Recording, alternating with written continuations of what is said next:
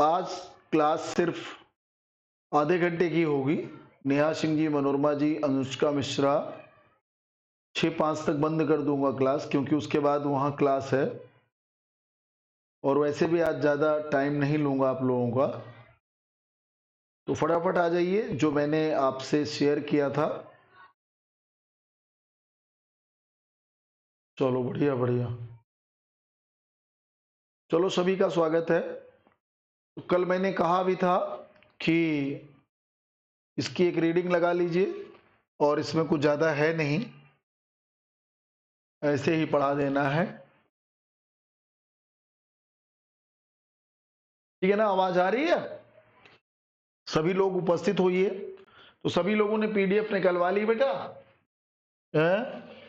ये धार्मिक सुधार आंदोलन, बस इसी में चर्चा थोड़ी सी होनी है। इसमें कुछ लिखाना ज्यादा नहीं है, लास्ट में मैं देख लूंगा क्या लिखाना है ना। तो कहीं जहां भी ऐसे फैक्चुअल फैक्ट होंगे, जैसे भक्ति मोमेंट होगा, सूफी मोमेंट होगा, इन सब में फैक्ट की आवश्यकता अधिक होती है। तो जहां पर भी फैक्ट का मामला ज्यादा होगा, वहां पर इसी तरीके से हम पढ़ेंगे, और जिससे आसानी से आपके पास फैक्ट पर्याप्त हो जाए। और कोई दिक्कत तो नहीं है ना? ये तरीका ऐसे ही बेटर है ना? राजू सिंह, स्वाति, श्री जी, नेहा सिंह जी, मनोरमा जी, वीर बहादुर, आशका, सोली, सभी जितने भी लोग उपस्थित हैं सबका स्वागत है जी। जो नहीं आ पा रहे हैं कोई बात नहीं, बाद में देख लेंगे। तो इसी स्टाइल में पढ़ना होगा, कुछ टॉपिक को, सारे नहीं, कुछ टॉपिक।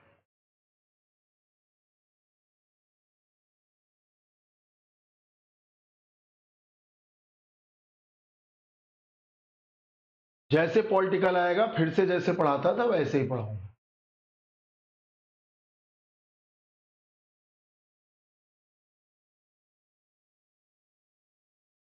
बस लगा रहा। तो सभी ने पीडीएफ निकलवा कि नहीं? नहीं, पहले ये बताइए हमें, क्या सबने पीडीएफ निकलवा ली है? सबके पास है इस समय?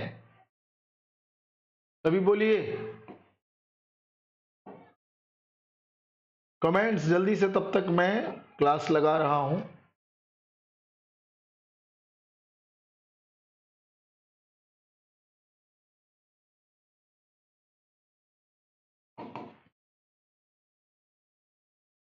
पीडीएफ सबने नहीं निकलवाए? अब बताइए कैसे पढ़ेंगे फिर? कल मैंने आप सभी से कहा था, नहीं जिसके पास है वो तो अपना रिवीजन कर लेगा, जिसके पास है वो अपना रिवीजन करेगा, और जिसके पास नहीं है वो निकलवा लेगा।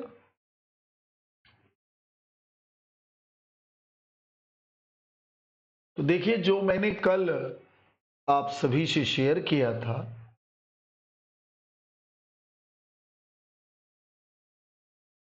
महावीर स्वामी के बारे में, ज्ञान प्राप्ति के बाद महावीर स्वामी ने अपना प्रथम उपदेश कहाँ दिया? राजगिरी।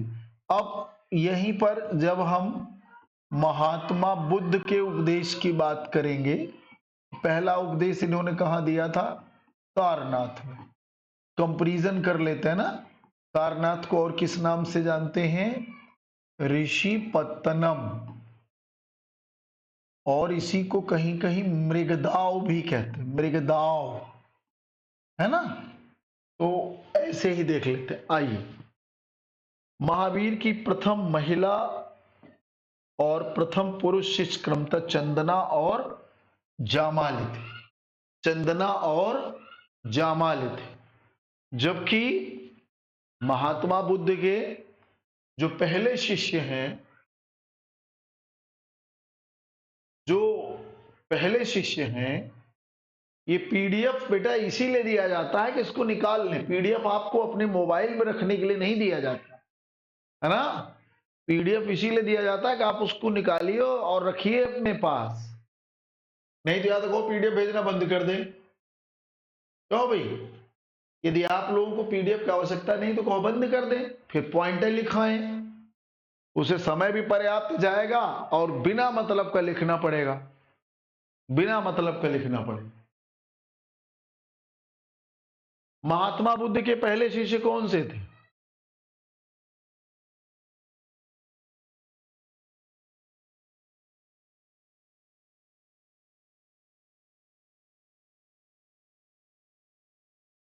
तपस्सु और मल्लिक। हाँ? महात्मा बुद्ध के प्रथम कौन थे? महात्मा बुद्ध के प्रथम शिष्य कौन थे? कोई बताएगा?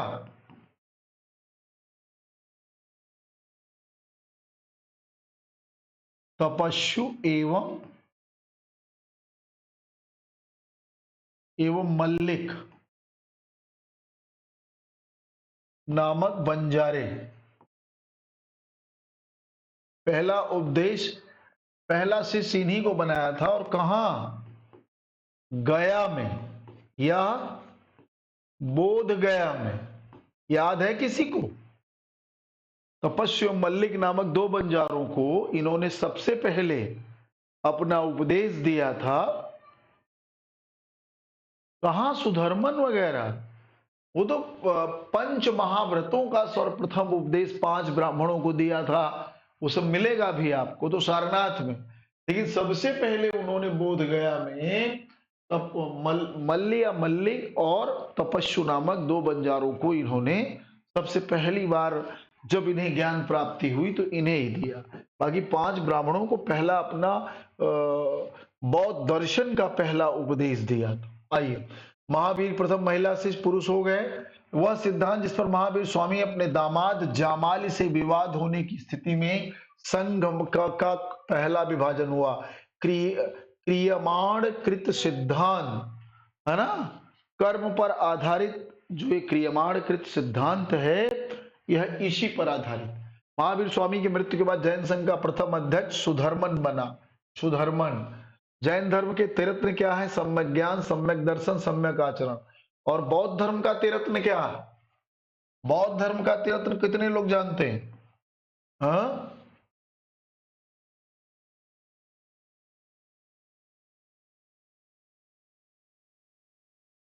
बोलो भाई।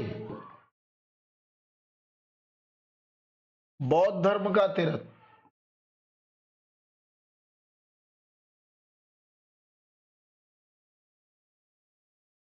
जो कंपैरिजन में पढ़ा दे रहा हूं।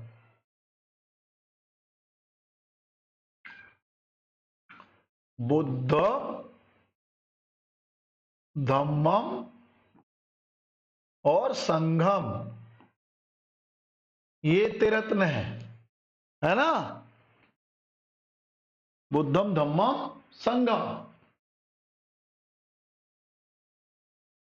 कौन सा ऐसा धर्म है जिसमें हिंसा से बचने के लिए कृषि और युद्ध दोनों का खेती भी ना करो?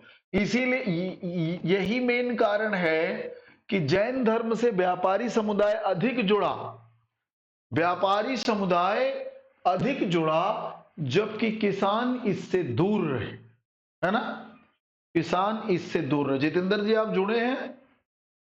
मिस्टर जितेंद्र कुमार जी आप जुड़े हैं बेटा या नहीं जुड़े हैं?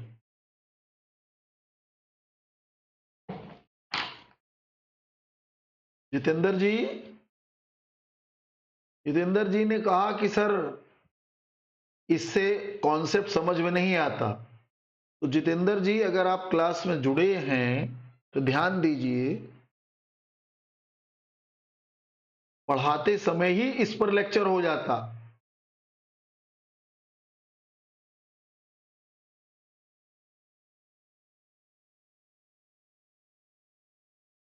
मैं आपको फिर से लिख रहा हूं।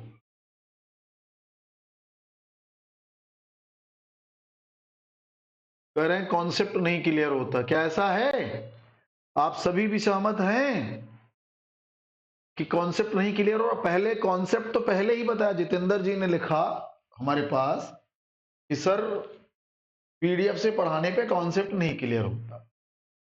लेकिन बेटा पहले ही कॉन्सेप्ट क्लियर करके पीडीएफ लगाता हूं। और जहां कॉन्सेप्ट नहीं क्लियर है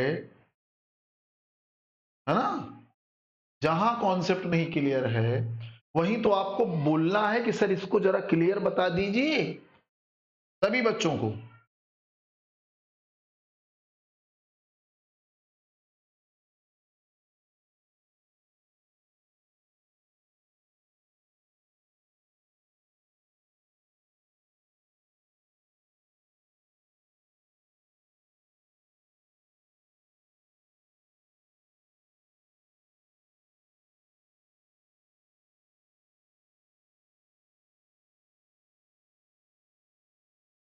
बोले सभी बताएं।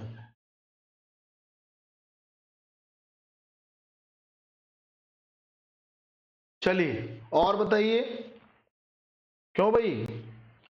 और एक एक पॉइंट लिखना बेटा, लिखाना संभव नहीं है ना। आइए, जैन धर्म में देवताओं के अस्तित्व को स्वीकार किया गया किंतु उनका स्थान जिन के बाद रखा गया। माने जो जिन होते, जिन माने उनके अरहत।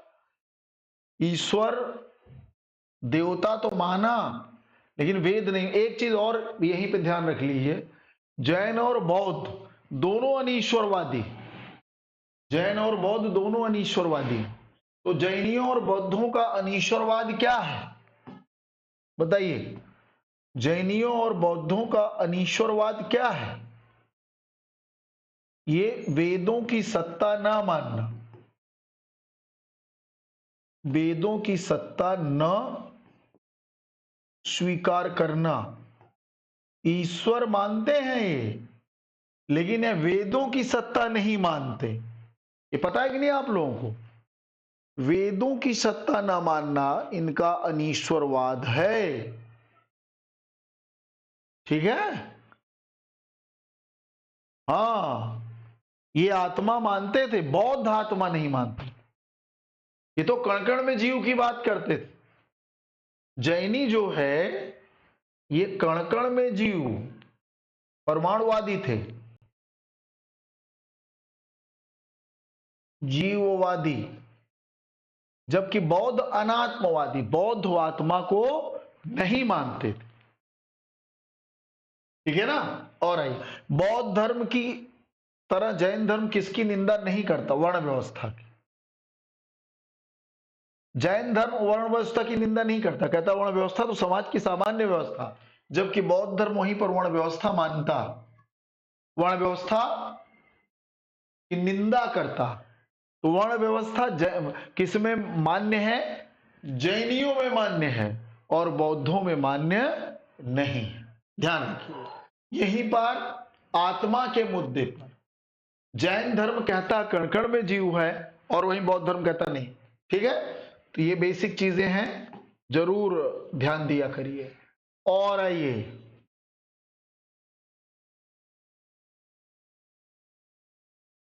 जैन धर्म में संलेखना से तात्पर्य उपवास द्वारा शरीर, पढ़ लिया आपने। भद्रबाहु और इनको अनुयायियों को दिगंबर कहा गया, दक्षिणी जैन। ये वही भद्रबाहु हैं जो चंद्रगुप्त मौर्य के साथ दक्षिण गए थे। चंद्रगुप्त मौर्य के साथ कर्नाटक गए थे, कर्नाटक गए थे, तो इन्हें दक्षिणी जैन के नाम से जाना गया। ठीक है दोस्त। और देखिए, कालांतर में जैन धर्म दो संप्रदायों में विभक्त हो गया, तेरा पंथी मतलब श्वेतांबर और समैया दिगंबर। ध्यान रखिएगा, तेरा पंथी, श्वेतांबर को तेरा पंथी और दिगंबर को समैया कहा गया। उत्तर भारत के दो प्रमुख केंद्र जैनियों के मथुरा और उज्जैन थे। देवी के रूप में कौन चक्रेश्वरी देवी को पूजते थे, है ना। और जबकि बौद्ध में किसको पूजते थे? बौद्ध में तारा देवी को। बौद्धों में कौन देवी थे? बौद्ध धर्म में आपको तारा देवी दिखेंगी, तारा देवी। यहां चक्रेश्वरी देवी। वह हिंदू दर्शन जिसने जैन दर्शन को साम्यता रखता, सांख्य दर्शन, परमाणुवादी ये भी है। उत्तर प्रदेश कौशाम्बी स्थित प्रभास गिरी छठे देव पद्म प्रभु से संबंधित। यापनीय, यापनीय जैन धर्म का एक संप्रदाय है, श्री कलश द्वारा स्थापित। यापनी संप्रदाय श्वेतांबर और दिगंबर का मिश्रण है। मैंने देखिए, पहली चीज तो जैन धर्म श्वेतांबर और दिगंबर बट गया। श्वेतांबर सफेद वस्त्र धारण करने वाले, स्थल बाहु, ये स्थल बाहु इनके धर्मगुरु है नेता स्थल बाहु, के समर्थक, स्थल बाहु के समर्थक, जबकि दिगंबर भद्रबाहु वाले, श्वेतांबर श्वेत वस्त्र धारण करने वाले, दिगंबर बिना वस्त्रों के रहने वाले, यापनी इन दोनों का मिश्रण है तथाकथित यापनी संप्रदाय। अब देखिए यहां पर भी तुलनात्मक रूप से दिया गया कि बौद्ध दर्शन संबंधित किस ग्रंथ को बौद्ध धर्म की गीता कही जाती, धम्मपद को। ये बहुत इंपॉर्टेंट फैक्ट है एग्जाम के लिए। अब आ जाइए जरा, अब बौद्ध धर्म में हम पहुंच गए, प्रवेश कर गए। यहां जरा देखिए, कपिल वस्तु के शाक्य सुद्धोधन की कोली वंशी पत्नी महामाया के गर्भ से 563 में बुद्ध जी का जन्म हुआ। नेपाल की तराई में कपिल वस्तु है, लुम्बिनी साल वृक्ष के नीचे हुआ था, इसी लुम्बिनी को लुम्बिनी का। जन्म के 7वें दिन गौतम की मां महामाया जो मर गई रामगाम के कोली वंश से थी, है ना। इसके बाद इनका पालन पोषण मौसी प्रजापति गौतमी ने किया, यही बाद में इनकी सौतेली मां बन गई है। गौतम बुद्ध के जन्म पर दो ब्राह्मणों ने, कालदेव और कौंडिन्य ने भविष्यवाणी की थी कि यह बालक आगे चल के बहुत बड़ा विद्वान बनेगा, है ना। कौन से ब्राह्मणों ने की थी, कालदेव और कौंडिन्य ने। और आइए अब इनका विवाह की बात की, 16 साल में ही कर लिया था इन्होंने विवाह। गौतम बुद्ध 16 वर्ष की अवस्था में शाक्य वंशीय यशोधरा, इसे बिंबा गोपा भद्र कक्षा भी कहा जाता है, इससे विवाह। बुद्ध जी का एक पुत्र भी था राहुल, 29 वर्ष की आयु में घर छोड़ दी, महाविनिष्क्रमण हो गया। पहला इन्होंने जो सन्यास का काम किया, अड़ोमा नदी के तट पर कसाय वस्त्र धारण कर लिया। किस नदी के तट पर, अड़ोमा। फिर भिक्षुक वस्त्र धारण, कसाय या भिक्षुक वस्त्र। 7 दिन अनुपीय नामक आम्र उद्यान में बिताए, माने कसाय वस्त्र पहनकर 7 दिन यहीं रहे। इसके बाद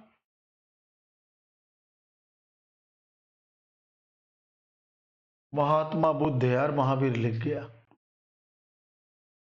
महात्मा बुद्ध, सही कर लेना आप लोग भी अपने पीडीएफ में। अलार कलाम नामक सांख्य दर्शन के आचार्य के पहुंचे, यहां उन्हें शांति नहीं मिली। फिर वो राजगिरी के उद्दक रामपुत्र के पास गए, जहां बुद्ध ने अकिंचन्यातन और नैव संज्ञानतन, माने ये क्या है, ये यहां पर योग की शिक्षा थी। इसकी शिक्षा बेटा, योग की शिक्षा प्राप्त की, संतुष्ट नहीं हुआ। फिर रामपुत्र से गौतम ने वही योग का ज्ञान मिला। देखिए ध्यान से, यही पूछता, सबसे पहले कहां सर मुड़ाया, अड़ोमा नदी के तट। फिर 7 दिन कहां रहे, अनुपी नामक आम उद्यान में। उसके बाद इनके पहले धर्मगुरु कौन बने, आलार कलाम सांख्य दर्शन। इसके बाद योग की शिक्षा किससे लिया, उद्दक रामपुत्र में, राजगिरी से। फिर इसके बाद ये उरुवेला गए, उरुवेला गया से थोड़ा पहले पड़ता। यहाँ कौंडिन्य सहित 5 ब्राह्मण साधकों के साथ तपस्या की, लेकिन ज्ञान नहीं मिला। यही 5 ब्राह्मण सन्यासी इनका साथ छोड़कर चले गए थे सारनाथ, वहीं बुद्ध जी इनसे मिले थे, है ना। और मुद्दा बना सेनानी की पुत्री द्वारा दी गई खीर खाने के कारण, है ना। तो खीर वाले मुद्दे, सुजाता नामक, देखो यहाँ पे सेनानी की पुत्री सुजाता से भोजन ग्रहण करने के कारण उनका साथ छोड़कर ये सभी ऋषि पत्तनम चले गए, और इन्हीं को सर्वप्रथम उन्होंने उपदेश दिया था। फिर यहां से बुद्ध जी पहुंच गए गया, निरंजना नदी के तट पर। वहां पर इन्होंने पीपल वृक्ष के नीचे समाधि लगाई, जहां 8वें दिन जो वैशाख पूर्णिमा है, इसीलिए इसे बुद्ध पूर्णिमा के नाम से भी जाना जाता है। इन्हें ज्ञान की प्राप्ति हुई, यहीं से ये इस घटना को संबोधि कहा जाता है। और गौतम बुद्ध को तथागत, गौतम को तथागत और बुद्ध कहा गया। तथा तथ्य आगत, तथागत का मतलब क्या, जिसके अंदर ज्ञान तथ्य आ जाए। बौद्ध मतलब बुद्धिमान, है ना। आइए, और इन्हें क्या कहा गया, बुद्ध को शाक्य मुनि, शाक्य सिंह, देश बल, एशिया का ज्योतिपुंज, तथागत, सर्वाद्य सिद्ध, जैसी उपाधियां दी है ना।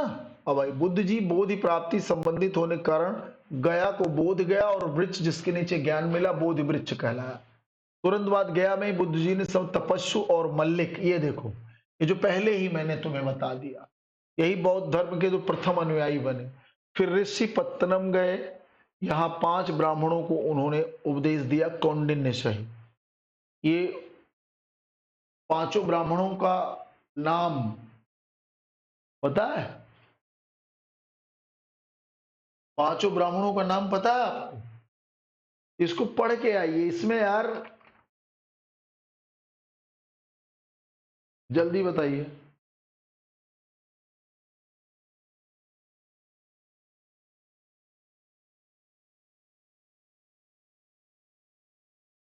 सभी बच्चे बोलो।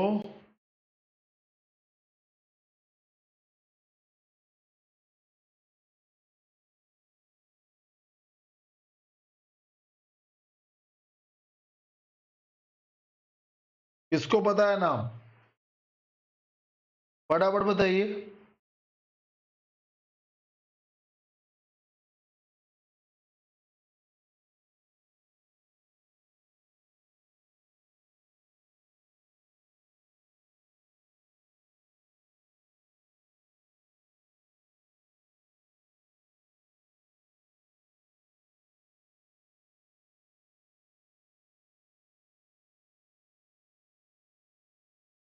बुद्ध सबसे ज्यादा बेटा कहाँ रुके? कौशल, सॉरी क्या नाम है, श्रावस्ती में। 5 ब्राह्मण,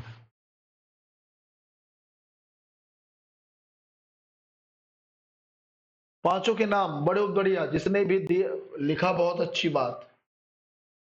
एक तो कौंडिन्य थे, इसके बाद आंज या इसे ही कहीं कहीं असंग, असंग कहते हैं। इसके बाद वप, असजी वप, असजी वप। तीसरा महानाम, और चौथा जो है भद्दी, भद्दी। और बाकी 5वें ये थे, 1 2 3 4 और ये 5, है ना। धर्मचक्र प्रवर्तन यही सारनाथ में दिया, 5 ब्राह्मणों को उपदेश दिया, कहां? ऋषि पत्तनम में। ठीक, वही जो इनका साथ छोड़कर चले गए, इसी को कहते धर्मचक्र प्रवर्तन। बुद्ध जी धर्मचक्र प्रवर्तन के बाद काशी गए, सारनाथ से काशी गए, काशी 30 युवकों को दीक्षा दी।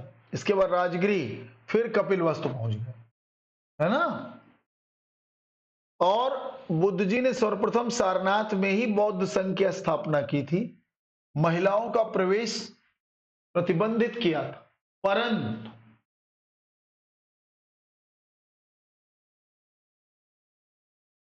इन्होंने राजगृह में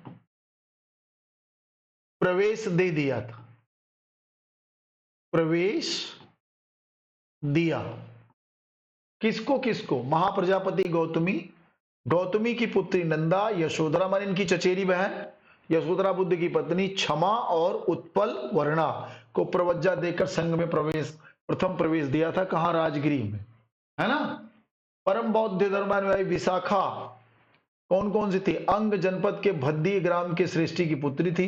इसने श्रावस्ती में पूर्वाराम विहार का निर्माण कराकर बुद्ध जी को दान दिया, और बुद्ध जी सर्वाधिक निवास यहीं किए थे, सर्वाधिक वर्षावास। बुद्ध जी का सर्वाधिक वर्षावास कहां था? श्रावस्ती में। ठीक, सर्वाधिक उपदेश श्रावस्ती में, उसके बाद राजगृह, फिर वैशाली, फिर कपिलवस्तु में। ये क्रम है, ठीक है ना।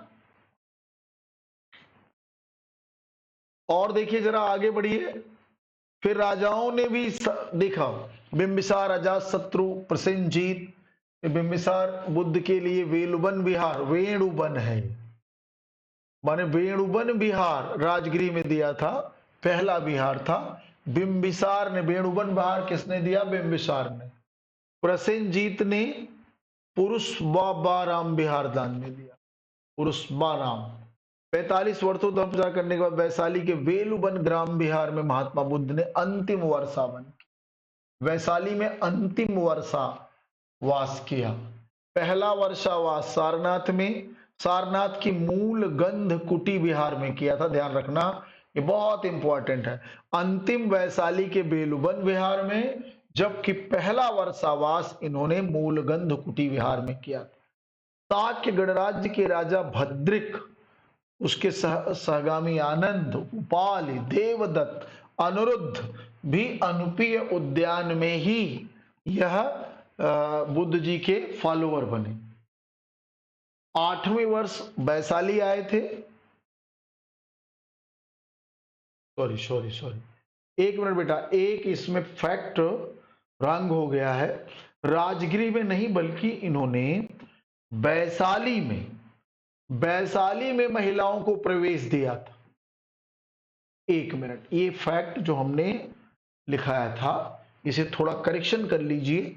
ये यहां पर हमने सारनाथ में संघ की स्थापना की थी और महिलाओं को प्रवेश रोका था, जबकि आनंद के आग्रह पर वैशाली में, हमने गलती से यहां राजगिरी लिखा दिया, वैशाली में, है ना, नंदा, यशोधरा, क्षमा, उत्पलवर्णा को संघ में प्रवेश दिया था। तो 5 महिलाएं, गौतमी की बेटी, यशोधरा माने बुद्ध की पत्नी, और क्षमा और उत्पलवर्णा नामक इन 5 महिलाओं को वैशाली में इन्होंने संघ में सम्मिलित किया था। और जरा देखिएगा, और यहां एक बात और देखना, 8वें वैशाली लिच्छवियों के आमंत्रण पर पहुंचे थे। यहां इन्हें लिच्छवियों ने कुटाग्रशाला नामक बिहार दान में दिया। यहीं पर आनंद के अनुरोध पर महिलाओं के किसको दिया पहले ही था, वो आपने पढ़ लिया।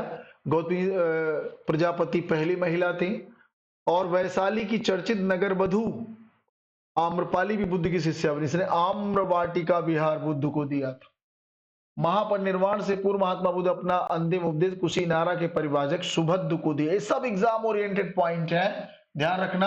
अंतिम उपदेश में उन्होंने कहा सभी संस्कार अनित्य हैं, अतः क्षण मात्र प्रमाद न कर जीवन के लक्ष्य का संपादन करो। सभी सांघातिक वस्तुओं का विनाश होता है, अपनी मृत्यु के लिए उत्साह पूर्वक प्रयास करो। तो ये बुद्ध जी का अंतिम उपदेश है, ध्यान रखना। यहाँ ये बेसिक जानकारी है जो मैंने आपको दिया। यहाँ ये जितनी लाइनें हैं, ध्यान रखना, किसी न किसी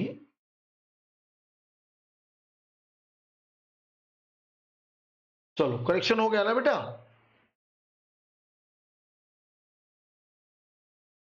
चलो वीर बहादुर जी क्लियर हुआ? हाँ बिल्कुल सही बेटा, चलिए क्लियर है। बस और देखिए जरा, और देखिए, अब इसकी पीडीएफ निकाल के रीडिंग करिए। अब बाकी ये 6 जो धार्मिक संप्रदाय थे, आजीवक, घोर क्रियावादी, उच्छेदवादी, नित्यवादी, संदेहवादी, महावीर का जो नाम था उसमें, ये सभी संस्थापक मक्खल गोसाल आजीवक, पूर्ण कश्यप घोर क्रियावादी, भौतिकवादी अजित केशव कम्बलिन, नित्यवादी पकुद कच्चायन, संदेहवादी संजय बेलुटपुट और महावीर का निगंठनाथ पुत्र। ठीक है, अब इसके बाद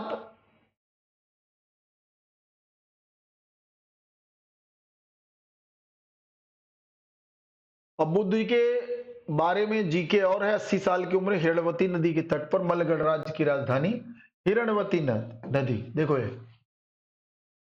महात्मा बुद्ध ने अपना 9वां वर्षावास कौशाम्बी में किया। यहाँ के शासक वत्सराज उदयन को बौद्ध भिक्षु पिंडोला भारद्वाज के प्रभाव बौद्ध बना। देखिए ध्यान से सुनिए, बुद्ध जी कौशाम्बी जरूर गए थे, लेकिन वहां का राजा उनके प्रवचन से बौद्ध नहीं स्वीकारा, बल्कि पिंडोला भारद्वाज के प्रभाव से बौद्ध बना। फिर उसके बाद बुद्ध जी 483 में 80 साल की उम्र में हिरणवती नदी के तट पर मल गणराज्य की राजधानी कुशीनारा में साल वन में वैशाख पूर्णिमा का, बुद्ध जी का जीवन का एक खास बात थी बेटा, उनका जन्म भी वैशाख पूर्णिमा को, उनको ज्ञान प्राप्ति भी वैशाख पूर्णिमा को, और उनकी मृत्यु भी वैशाख पूर्णिमा के दिन ही हुई थी। तो इसीलिए वैशाख पूर्णिमा को बौद्ध पूर्णिमा का स्थान प्राप्त है, इसे बौद्ध पूर्णिमा कहा जाता है। ठीक है, बुद्ध की मृत्यु के बाद बौद्ध को महापरिनिर्वाण कहा गया। महात्मा बुद्ध के जीवन से जुड़े 8 स्थान लुम्बिनी, गया, सारनाथ, कुशीनगर, श्रावस्ती, संकाश, राजगिरी तथा वैशाली को बौद्ध ग्रंथों अष्ट महास्थान कहा जाता है, और यहां पर स्तूप भी बने हैं। अब आइए, बुद्ध के जीवन से जुड़ी प्रमुख घटनाओं के प्रतीक चिन्ह है ना। अब आप अगर ध्यान दें, देखिए, गर्भ में अस्तित्व हाथी का प्रतीक, जन्म कमल का फूल, यौवन माने जब जवान हुए शाण, गृहत्याग घोड़ा, ज्ञान प्राप्ति पीपल, निर्वाण पद चिन्ह, प्रथम उपदेश मृग सहित चक्र। वहां पर ये कभी कभार पूछा। बाकी बुद्ध जी के ढेर सारे अनुयायी थे, पूरा लिस्ट दीज है।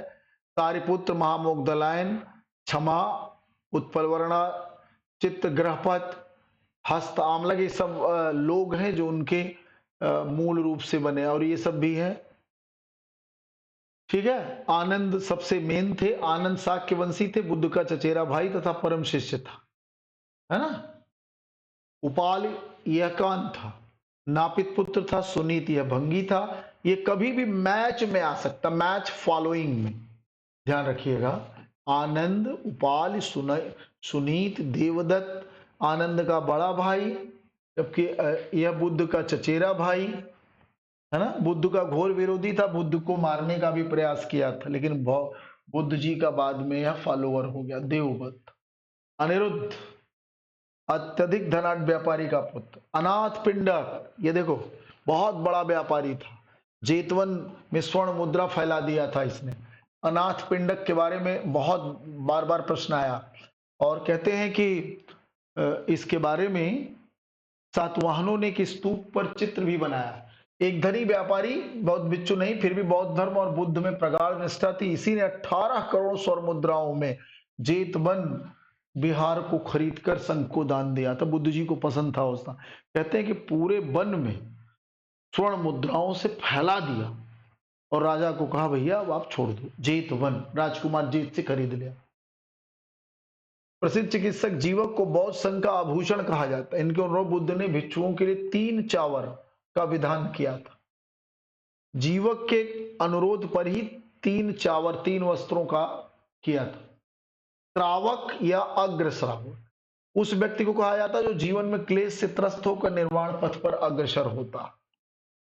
वो महात्मा बुद्ध आजीवक संप्रदाय के मक्खल गोसाल के प्रबल विरोधी थे।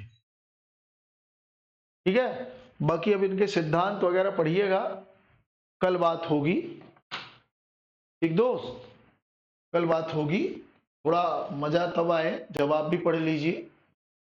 और ये फैक्ट है यार, इसमें कोई कॉन्सेप्ट है, जहां भी कॉन्सेप्ट हो वहां डिस्कस कर लेना। पढ़ के आइए। अब इसमें आगे जैन बौद्ध के अलावा वैष्णव और शाक्त भी, वैष्णव और शैव धर्म के बारे में भी इसमें जानकारी है। तो कल फिर चर्चा हो जाएगी। ठीक है बेटा, आज यहीं तक रखिए, क्योंकि वहां अगली क्लास चलने वाली है, तो अभी ऐप बंद हो जाएगा। ठीक है, तो पढ़िए और रीडिंग जरूर लगा के आइए। सिर्फ ये मत बैठ जाइए कि हाँ सब यही ऐसे कथा सुन ले, काम हो जाएगा। पीडीएफ निकालिए, रीडिंग लगाइए, उसके बाद कथा सुनिए। और रीडिंग के दौरान ही क्या आपका कॉन्सेप्ट क्लियर जिस पर नहीं हुआ उसे आप गोला बना लेंगे। जब क्लास चलाऊंगा तो वहां पर आप हमसे डिस्कस करो। ठीक है भाई, जहां भी लगे कि इस पर हमें सर से डिस्कस करना, बिल्कुल आप इजी माइंड से, उसको प्रेशर नहीं लेंगे। ठीक है, आराम से पूछ सकते हैं। जहां पर भी लगता है यह कॉन्सेप्ट क्लियर नहीं हुआ, आप हमसे डिस्कस करें। ठीक बेटा, यहीं तक। Thank you.